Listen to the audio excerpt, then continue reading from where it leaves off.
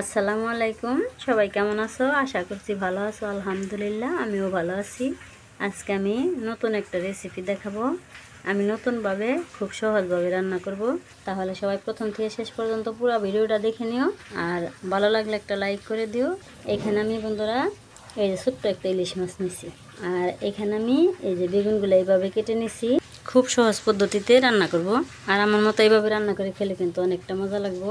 এখন আমি মাছটার বেগুনটা একটু সরিয়ে নিলাম। এখানে আমি পাতিলটা নিয়ে নিলাম। এখন আমি মাছটা দিয়ে দিলাম। এই যে বন্ধুরা, খুব ছোট একটা মাছ। এখন ইলিশ মাছের সিজন, কিন্তু তবু ইলিশ মাছের দাম কম না। মাছটা দিয়ে দিলাম। এখন আমি বেগুন দিয়ে দিলাম। বন্ধুরা, বেগুনটা দেওয়া হয়ে গেল। এখন আমি সব মশলাগুলো দিয়ে দেবো।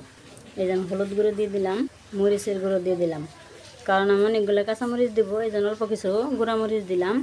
এভাবে কিন্তু বন্ধুরা আমার মা ছোটোবেলায় খাওয়াইতো আমাদেরকে। তখন তো বড় বড় ইলিশ খাওয়াইতো। এখন বন্ধুরা এত বড় ইলিশ তো অনেক দাম। বড় বড় ইলিশ মাছ এইভাবে মাখিয়ে রান্না করে খাওয়াইতো, অনেকটা মজা লাগতো। শুধু ঝোল দিয়ে পেট ভরে ভাত খাইতাম। এই যে আমি যে বেগুন দিলাম, কিন্তু এই বেগুনও দিত না, শুধু মাছই ঝোল করতো। এখন আমি ধনিয়া গুঁড়া দিয়ে দিলাম, লবণ পরিমাণ মতো। এখানে আদা আর জিরে বাটা দিয়ে দিলাম, একটু রসুন বাটা দিয়ে দিলাম।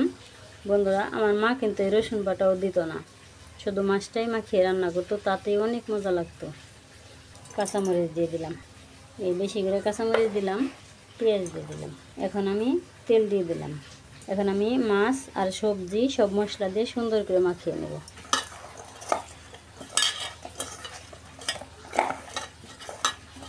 এই যে বন্ধুরা, মাছ আর সবজি সব মশলা দিয়ে আমি কত সুন্দর করে মাখিয়ে নিলাম। এখন আমি পানি দিয়ে দেবো।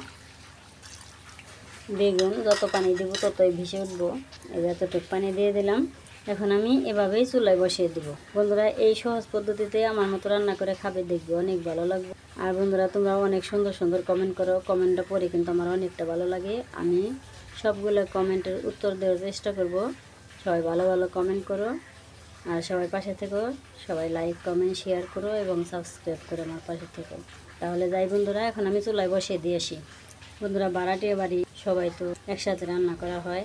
তবু বন্ধুরা আনন্দ আছে, কারণ সবাই মিলে একসাথে রান্না করা হয় কথায় কথায়। চুলায় বসিয়ে দিলাম, এখন হোক, তারপর রান্না শেষ হলে পরে দেখাবো।